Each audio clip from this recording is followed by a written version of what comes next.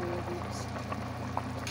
Ito guys, yung nilaga ko yung karne na huli nang nailagay yung lemongrass. Ayan siya, masarap na guys. Spare ribs, baboy. Ito yung masarap na dito kasi sa abroad hindi mo makakompleto yung gulay. Ano yun? So wala nga. So sasabihin ko ano talaga yung nasa ref, yun na lang. Ayan. Merong string beans. Here's the patatas. Here's the patatas. Ayan. Tapos repolyo. Yun naman yung main sangkap ng nilaga, diba? So naman ko lang ng zucchini kasi masisira na. Masarap na. Yung iba naman ba, masarap talaga. Tignan natin ang naibigan.